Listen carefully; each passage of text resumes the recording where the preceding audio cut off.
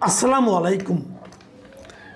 প্রিয় দর্শক, যুক্তরাষ্ট্রের সঙ্গে বাংলাদেশের বাণিজ্য চুক্তি নিয়ে যখন সকল মহলে কথা হচ্ছে, বিশেষজ্ঞ মহল বলেন অথবা শিক্ষাবিদ, অর্থনীতিবিদ, সাংবাদিক যারা এটা নিয়ে আলোচনা করছেন, সমালোচনা করছেন, তখন আমরা দেখছি যে এটা নিয়ে সরকার কোনো উচ্চবাচ্য করছে না, বিরোধী দল কোনো উচ্চবাচ্য করছে না, সবাই একদম চুপ হয়ে আছে।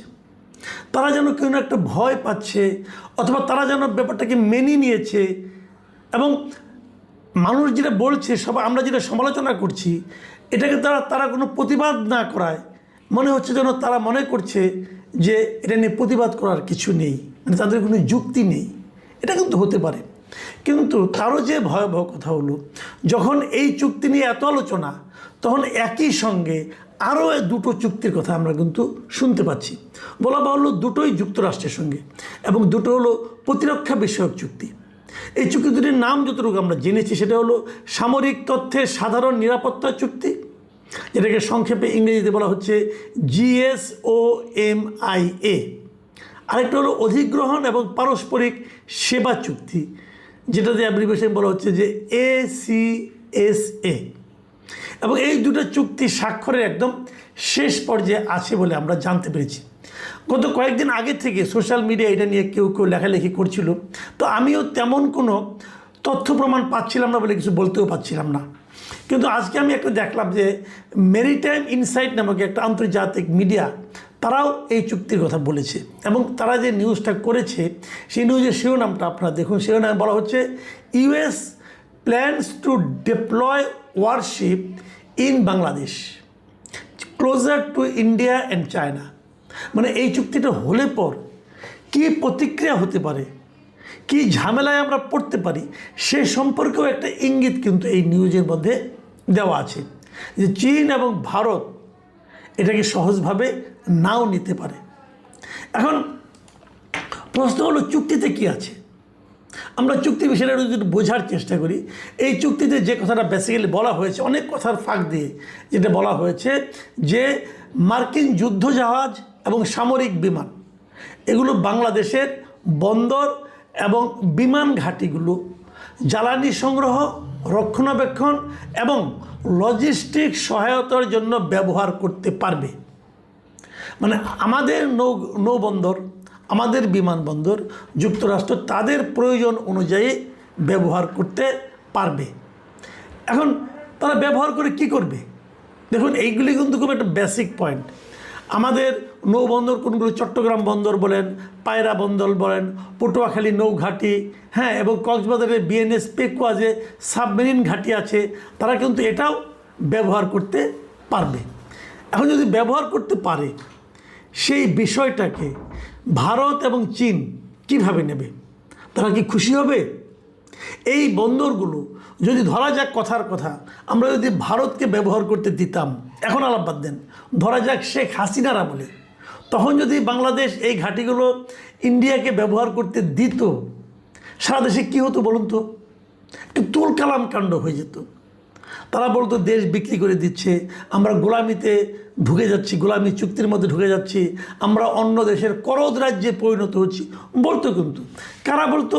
সেই চেহারাগুলো আপনারা জানেন। সেই লোকগুলি এখন কি করছে? সেই লোকগুলো কেউ কি প্রতিবাদ করেছে? কেউ কি একটা শব্দ উচ্চারণ করেছে? তাহলে যে গোলামি হয়নি সেটা নিয়ে তাদের চিৎকার চেঁচামেচি আমরা দেখেছি, কিন্তু যে গোলামি হয়ে যাচ্ছে, চুক্তির নাম টাম সবই ঠিক হয়ে গেছে, কী হবে তাও আমরা ইন্টারন্যাশনাল মিডিয়াগুলোতে এগুলো নিয়ে লেখালেখি চলছে, সেগুলো নিয়ে আমাদের মিডিয়াও চুপ, এবং আমাদের ওই দেশপ্রেমিক লোক যারা গোলামির কথা শুনলে পরে যাদের গায়ের রক্ত টকবক করে ফুটতে থাকে, সেই লোকগুলি এখন হিম শীতল রক্ত নিয়ে চুপচাপ বিচরণ করছেন হাসি মুখে। কেন হচ্ছে এটা? কেন করতে দিচ্ছি আমরা?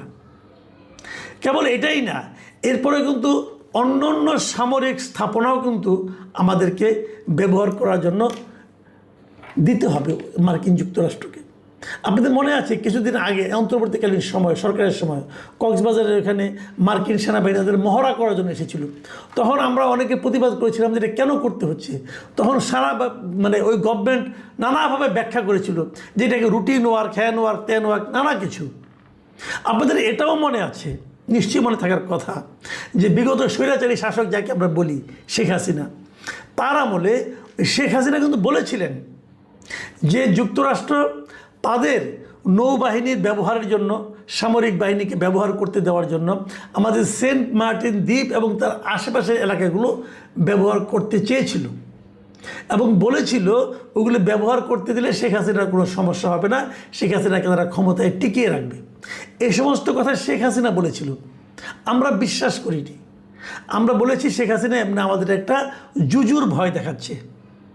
কিন্তু এখন আমরা কি দেখছি, শেখ হাসিনা বলছিল এগুলো যদি আমি ব্যবহার করতে না দিই তাহলে আমাকে হয়তো সরে যেতে হতে পারে। এখন আমরা কি দেখছি, শেখ হাসিনাকে সরে যেতে হয়েছে, শেখ হাসিনা দেশ ছেড়ে চলে গেছে। এটার পেছনে অন্য কারণও আছে, আমি অবশ্যই বলবো।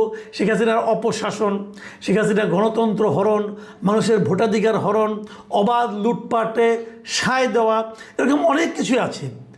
অপরাধের কোনো শেষ নেই। কিন্তু তারপরও যখন এই কথাটা মিলে যায় তখন কিন্তু অনেকে বলবেন যে এই যুক্তরাষ্ট্রের একটা ভূমিকা আছে শেখ হাসিনাকে সরিয়ে দেওয়ার ক্ষেত্রে।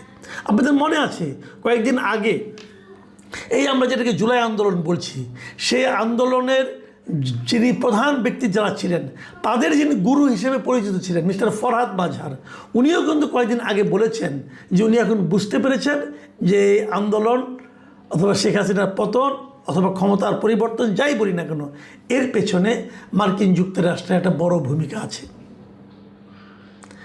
মার্কিন যুক্তরাষ্ট্রের ইন্টারেস্টটা কোথায়, সেগুলো আমরা ধীরে ধীরে টের পাচ্ছি। প্রথমে হলো বাণিজ্য চুক্তি এবং তারপরে এখন হচ্ছে এই প্রতিরক্ষা চুক্তিগুলো।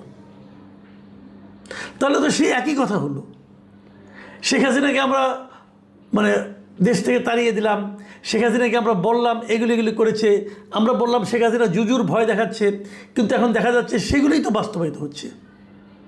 আচ্ছা, আমরা হাইপোথেটিক্যালি ধরি যদি এই ঘটনাগুলি ঘটে যায় আমাদের কি হবে ভাবুন তো। যুক্তরাষ্ট্র এখানে কেন এই ঘাঁটিগুলি করতে যাচ্ছে, ঘাঁটি মানে তাদের অবস্থান নিতে যাচ্ছে কেন? কারণ কিন্তু একটাই, যে এই যে সামুদ্রিক অঞ্চলটা আছে, যে ভূরাজনৈতিক যে ব্যাপারটা আছে, এই সামুদ্রিক অঞ্চলে প্রভাবটা কার? ভারতের এবং চীনের। ভারত এবং চীনের এই প্রভাব যেটা বিস্তার করে আছে, এর বিপরীতে যুক্তরাষ্ট্র তার প্রভাব এখানে খাটাতে যাচ্ছে। তারা যদি সেখানে খাটাতে চায়, সেটাকে কি চীন এবং ভারত সহজভাবে নেবে? ভাবুন, আপনারা ভাবুন, নেবে? নেওয়ার কোনো কারণ আছে? চীনের সঙ্গে যুক্তরাষ্ট্রের কী সম্পর্ক, এটা তো আমরা কদিন আগেই দেখলাম। যুক্তরাষ্ট্র তার দলবল নিয়ে, ট্রাম্প তার দলবল নিয়ে, এলন মাস্ক সবাইকে নিয়ে, যত ব্যবসায়িক টাইকুন আছে সবাইকে নিয়ে চীনে এসেছিলেন, চীনের প্রেসিডেন্টের সঙ্গে দেখা করেছেন, আলোচনা করেছেন, তারপর বিফল মনোরথ হয়ে ফেরত গেছেন। তারা চীন থেকে কিছুই পাননি। চীন বুঝিয়ে দিয়েছে যে যুক্তরাষ্ট্রের সঙ্গে চোখে চোখ রেখে কথা বলার সামর্থ্য তারা অর্জন করেছে। এখন যদি আমাদের এই সমুদ্র অঞ্চলে যদি যুক্তরাষ্ট্র তার প্রভাব বিস্তার করতে আসে, যদি আমাদের বিমান ঘাঁটিগুলো তাদের সামরিক বিমান ব্যবহার করার সুযোগ পায়, যেটা চীনও পায় না এবং ইন্ডিয়াও পায় না, তো তারা কি এটা সহজভাবে নেবে? নেবে না। না নিলে কী হবে? যুক্তরাষ্ট্র এবং চীন মুখোমুখি হবে। কোথায় মুখোমুখি হবে?